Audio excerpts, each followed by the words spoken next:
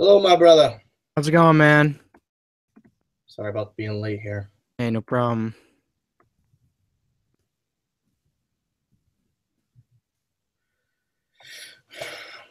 Alrighty then.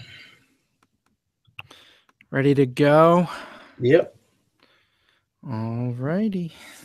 Oh, I'm tired today. It's a crappy day out. Indeed. Yeah. All right. I'll get it rolling here.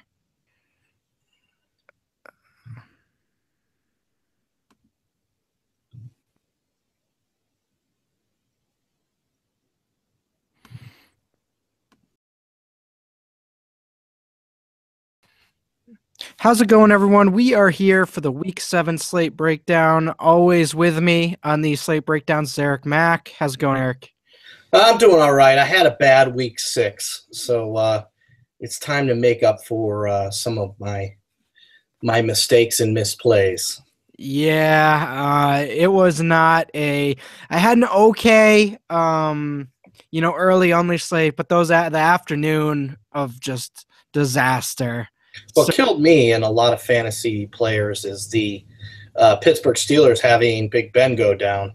Now, I know a lot of people were holding their breath when LaShawn McCoy went down in that 1 o'clock slate, but it was Big Ben who crushed so many. He's usually the monster, and of course, when he goes down, he takes Antonio Brown, Le'Veon Bell, and others with him. So we're going to be without Big Ben for a while, but that does open up some other avenues, and hopefully we can get you to the right places in Week 7. Certainly. As we always do, Eric writes up the Thursday game, so we'll review that pretty quickly. I mean, nothing we can really take away from the Bears side other than Brian Hoyer gets hurt, and, that offense is just abysmal. Well, the Packers' run defense rebounded after getting thrashed by Ezekiel Elliott and limiting the Bears' run offense. But the big takeaway is with Eddie Lacy down and Niall Davis not quite ready to go, Aaron Rodgers proved that he can be a 300-yard passer again. Now, I know the throws weren't deep downfield necessarily, but, Devontae Adams, Randall Cobb, Ty Montgomery, Jordy Nelson. With no Eddie Lacy, those guys are going to be big players for DFS action going forward. While Rodgers' price will probably be outside the range of him being a value, those guys should be priced affordably. Yeah, and what was interesting, Rodgers played pretty well for it just seems like Jordy Nelson, the deep threat aspect of his game seems to be waning at the very least, Still a good receiver, but it doesn't seem like, that deep speed is quite there anymore. Well, at this age and coming off the knee injury, you have to expect to be some limitations. But you know what? It's decent news that Rodgers can still take control and perform up the fantasy value. And we'll see what Niall Davis can put together. It could be intriguing down the stretch for him. Absolutely. First game here, London. Be up in the morning, guys. 9:30 if you want to play that slate. Giants and Rams. Where are you headed to this game in a fantasy sense, or are you more just, I'll just play the main slate and not worry about this one? Well, I think a lot of people who play it will do it to play Manning and Beckham, who after we trashed him on this show, Odell Beckham went off against the Ravens, and Eli Manning now has the Giants up to the number 3 ranked pass offense. The Rams just gave up 4 touchdown passes to Matthew Stafford, so I think a lot of people are going to be jumping all over Beckham and Manning. But the one thing that we noticed in London, Wembley Stadium is grass, and it doesn't tend to play fast. So I'm thinking this is going to be more of a running backs game. It makes Todd Gurley, his volume will play into our hands. I know the Giants' defense has been decent against the run, but the Rams are going to score somehow, and I'm not playing Kenny Britt against Janoris Jenkins, who can take Kenny Britt out. I think if you're playing a sleeper as a wide receiver for Case Keenum, it might be going back to Tavon Austin, who's been kind of quiet. Yeah, I think I like that call. Kenny Britt certainly taken the role as the main actual wide receiver. Tavon's still very involved in that offense, though.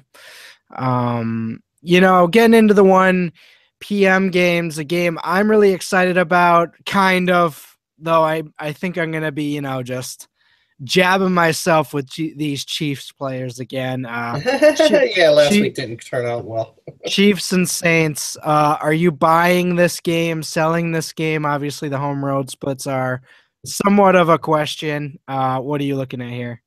Well, I think the best matchup comes for the running backs, and Jamal Charles, who scored last week, he has a nice price reduced by his lack of a feature role.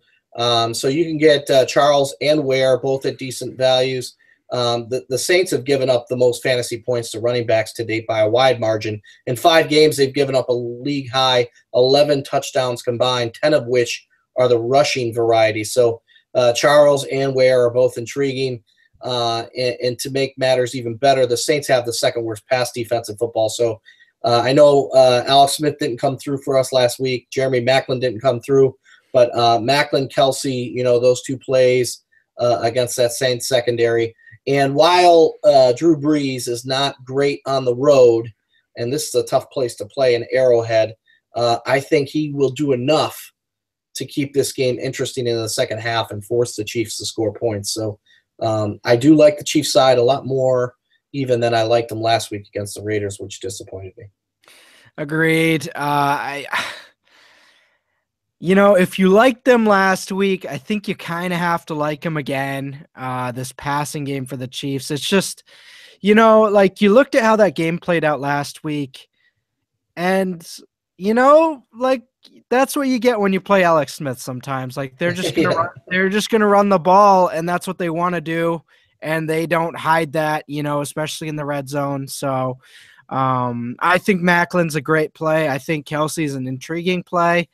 At the same time, fool me once, shame on you. Fool you twice, shame on you again. And then fool me 3 times, and I really just hate you, and I'm probably going to blame you again.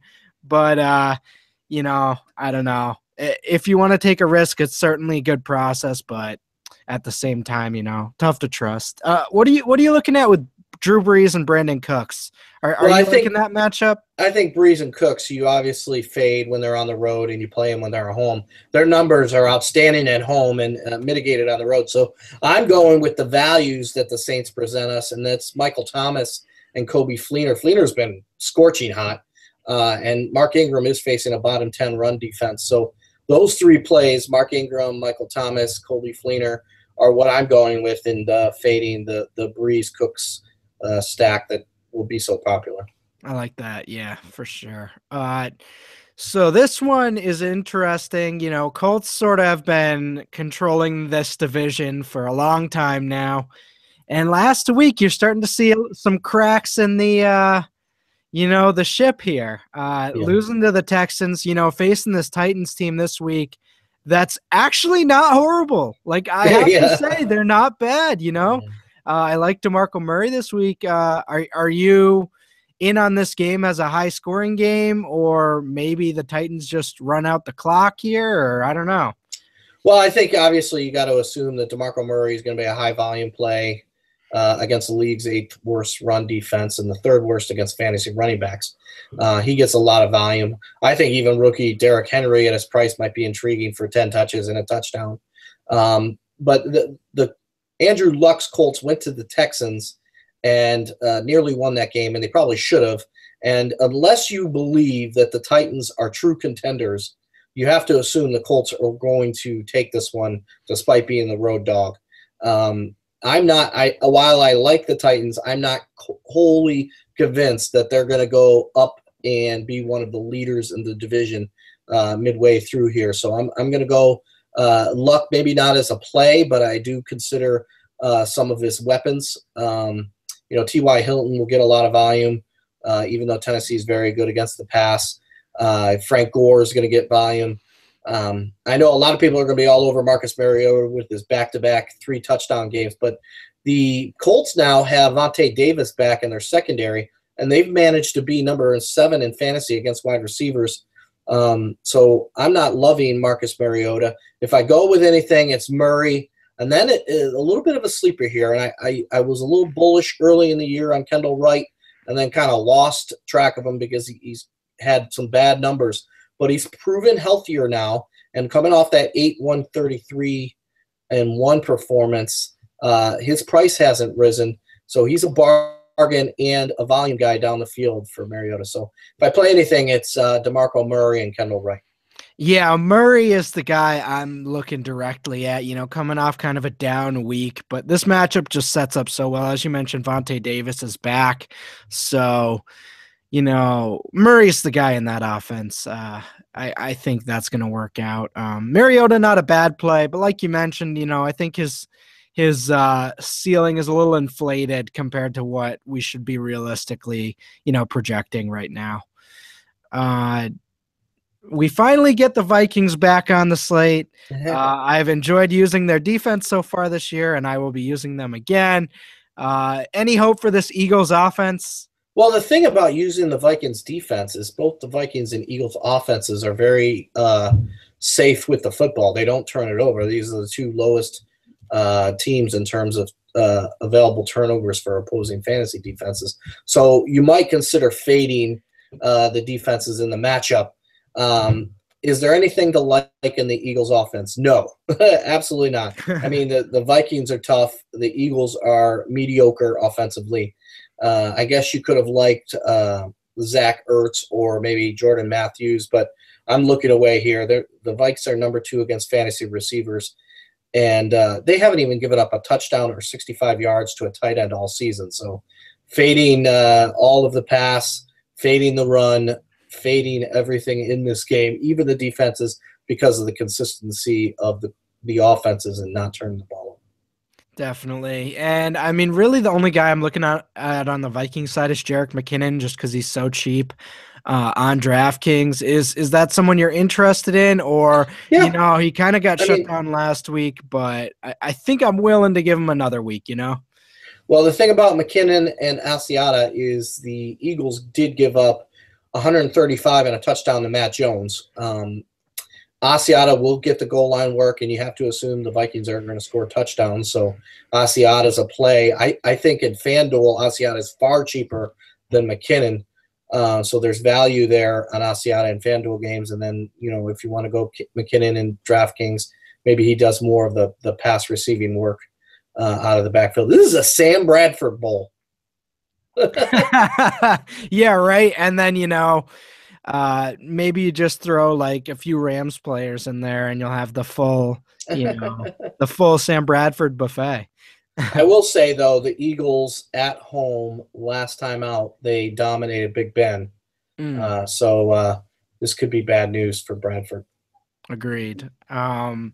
Next game here, Browns and Bengals. I think pretty much everyone's expecting the Bengals to win big here, not giving Hugh Jackson and that Browns offense much of a shot. Is that how you're leaning? Yeah, and I think this is a huge comeback game for Jeremy Hill. This is probably his first 100-yard game, maybe even a couple rushing touchdowns. The Browns have given up 6 rushing TDs to fantasy running backs in the past 3 games. So even Giovanni Bernard can be a sleeper. Hill's rushed for 298 and 3 in his past 3 combined against the Browns. So consider those numbers 101 to be a baseline of what he can do if he stays healthy for this full game. And then all the rushing yards, I think you can consider A.J. Green as a nice play action. I think this game is heavily in the Bengals' favor. So the only thing that worries me about Green is they get up and just pound the football. Tyler Eifert, if he plays, I might consider throwing him in there. The last time he played against the Browns, it was a career-high 3-touchdown day. So I'm not touching Andy Dalton, but Green, Eifert, and the 2 backs, probably all I'm going with. If you have to do something for the Browns, I guess you can go with Gary Barnidge, especially if Terrell Pryor's hamstrings really keeping him banged up. Barnidge should get volume there. And then, of course, the Bengals defense is probably the priciest one in all daily fantasy contests, but it's a pretty safe one and one that I'm going to go with for a turnover and a touchdown. Certainly agree there. You mentioned Jeremy Hill as a guy, only super cheap on DK, pretty reasonable on FanDuel. I think the matchup, the price, all his whole season is kind of setting up to be, pretty sneaky value here. So I do like that quite a bit. In fact, I just wrote Hill's name down to remind myself to load up on him. Because I set a lineup earlier and I didn't put Hill in there. And I'm like, man, I have to go back and get more Jeremy Hill. I do think I think they could both go off in this game, which is somewhat surprising. Like, you don't normally think This year's Bengals running backs going off together, but I think this is a case where they both can. So Redskins and Lions, two teams that are just a mess. Like they're just all over the place. Not a mess as in they're bad, just like they're all over the place. Like you just never know what you're gonna get. Home road, a lot of points last week. Injuries, like just all over the place. A lot of points last week, and you look at Kirk Cousins at his price against a Lions defense that's been dead last against fantasy quarterbacks and bottom 10 against the pass, giving up a league high 17 touchdown passes. So you have to figure Cousins going to be good for 303, and his price, you got to love that. So if you're stacking Redskins, Pierre Garçon has been resurgent. Jamison Crowder has been more important down the field with Deshaun Jackson a bit banged up. Jordan Reed has been out, so if he's ruled out, I like Garçon and Crowder in a Cousins stack. Matt Jones is hot, but the Lions actually haven't given up a rushing TD yet, so I think it's a lot of the pass and a lot of points, and I think it's all on Cousins' side. If you're going with your Lions against the Redskins, figure out the running back situation. If Theo Riddick is playing, it makes a lot more sense to go with him. But if he doesn't or he's banged up, Riddick, Zach Zenner, Dwayne Washington, it's kind of a mess there. You don't know where exactly it'll go, even though the Redskins' run defense has given up the third most rushing TDs to date. I found a rock to sit on outside this week, and I sat there for about 3 hours thinking about if Golden Tate is still good or not. Can you help? Can you help me out? No, not really. The one thing about Stafford's cast of receivers, it's just there's a lot of them. I mean, last week you threw 4 touchdown passes and 1 to each. In fact, I want to throw this out there. I'm not going to play it myself, but I just want to look smart if it happens. Andre Roberts against his former team. Maybe Stafford throws one to him. Golden Tate, Marvin Jones, Anquan Bolden, Eric Ebron, they're all kind of on equal footing in terms of week-to-week variance in production. So I'm not going with anyone in the Lions passing game. The Redskins' pass defense has been pretty good of late, and they have Josh Norman to thank. He's really helped turn them around.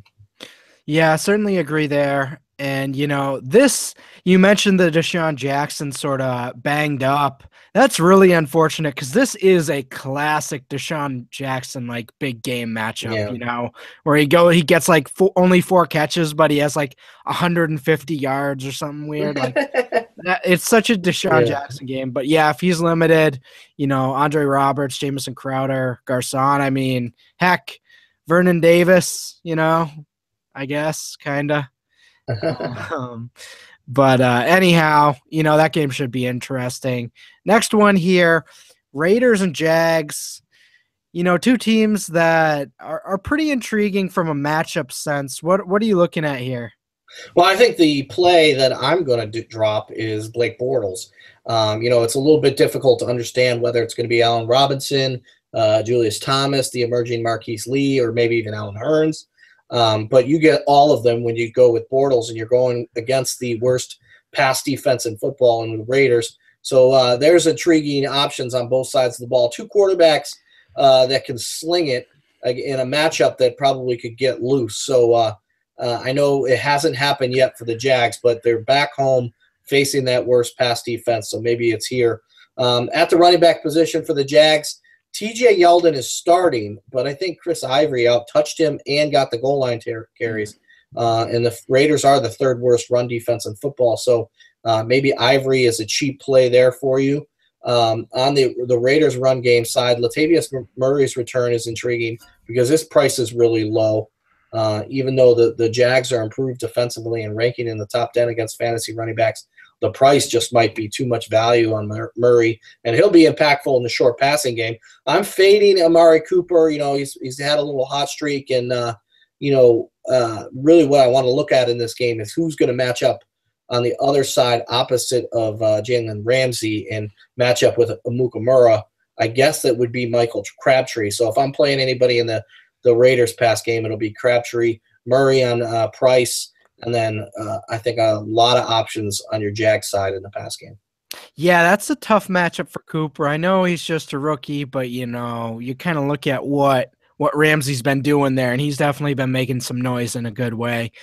And so you mentioned, Alan Hearns and Marquise Lee and Julius Thomas and Allen Robinson. I mean, if Alan Hearns doesn't go, is Marquise Lee like viable? And I Oh, mean, I think Marquise Lee is viable regardless in yeah, this matchup because a lot of volume, a lot of exposure is going to be on Robinson for 100 yards and a couple touchdowns. But Marquise Lee can sneak up and get those targets, underneath. I don't necessarily think he's a touchdown threat like Robinson or Hearns might be, or even Thomas for that matter. But volume in PPR formats, very intriguing. agreed. Yeah, I've been wanting to play him in DFS for like 3 years, and this is like the first time. This is the first time where it actually might make sense. Next one here, Bills and Dolphins. I gotta say, this Bills team has really impressed me. I did not expect this or see this coming. This just dominant run game. Obviously, McCoy is good, but I just didn't expect this. What are you looking at in this game? Well, McCoy's banged up. He's got the hamstring injury. I think it's going to keep him out this week. They need to kind of manage him a bit because they've been so reliant on him. And, they got the number one rushing offense in football. So Mike Gillis-Lee is a huge play if McCoy sits. The Dolphins have been gashed on the ground in terms of yardage. I know they've only given up one rushing touchdown to fantasy running backs, a league low, but you got to love the Bills in terms of putting the game in the running back's hands, and Gillis-Lee's that guy. Tyrod Taylor, he has a solid floor. I'm not in love with the ceiling against the Dolphins. They played very well against the Steelers at home. So I think a lot of people will be on the Bills, and maybe the Dolphins surprise you. I'm not playing Jay Ajayi scorching hot. He torched that Steelers run defense with 200 yards. I'm worried about what Arian Foster might do in terms of taking touches and snaps. So I'm going to fade both those running backs against the Bills. They're number 3 against fantasy quarterbacks. So no one's playing Ryan Tannehill, and I think no one's really counting on the Dolphins to win this game, even though they're at home and coming off that big win over the Steelers. Yeah, absolutely. I mean, my God, Jay Ajayi, coming out of the clouds for a 200-yard rushing game.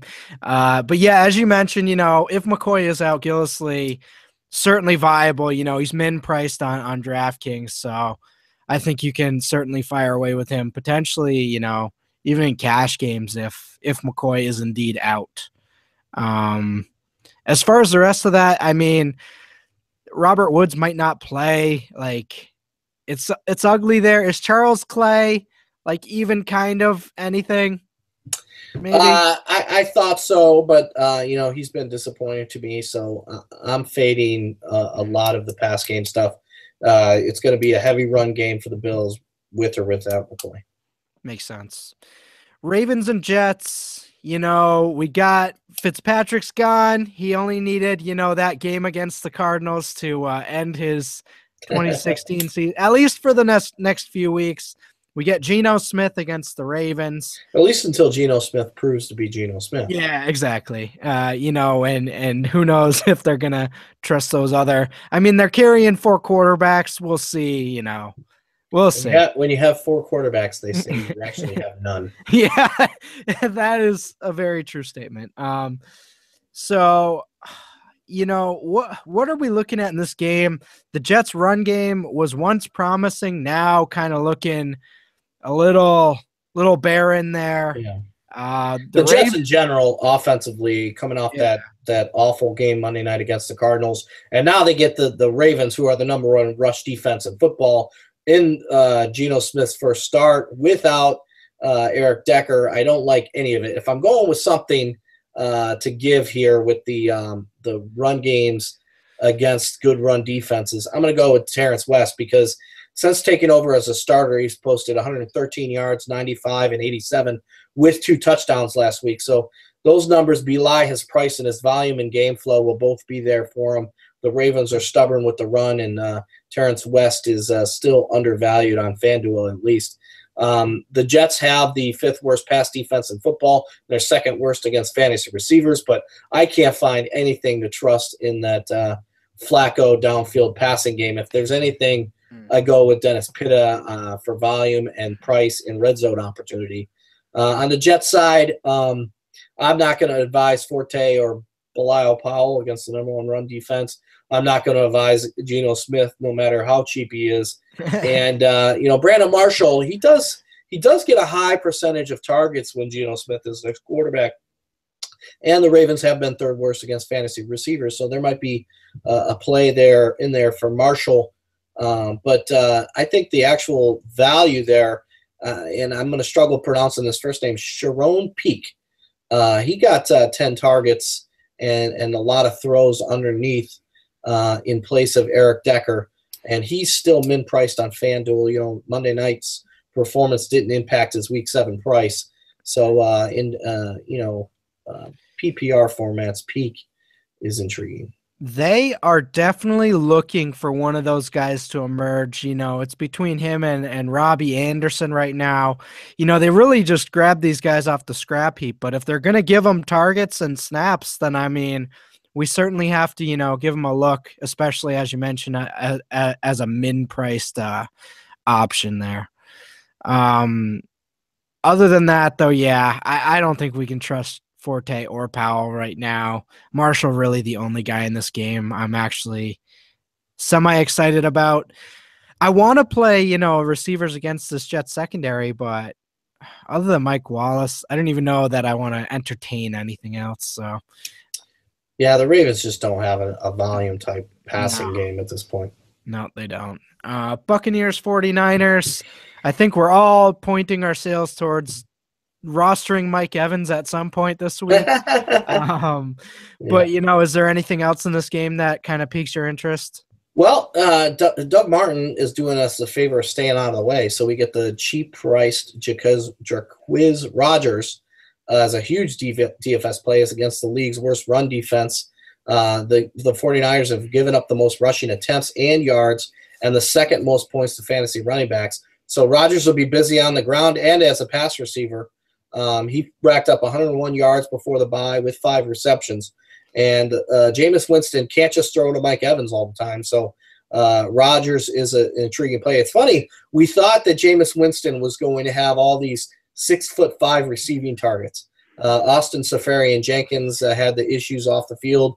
He's got dealt off to the Jets. And now Vincent Jackson's out for the year. So it's Mike Evans and the cloud of dust running game. But Rodgers on volume is very intriguing, especially at his price. They've given up the 49ers have also given up the 2nd most fantasy touchdowns or wide receivers. So Evans Rodgers stack is in my lineup right now. On the 49ers side, I think the run game without Carlos Hyde, who's probably not going to play, I think you got to consider Kaepernick for rushing yards. He had 66 against the Bills defense, and it's kind of going to be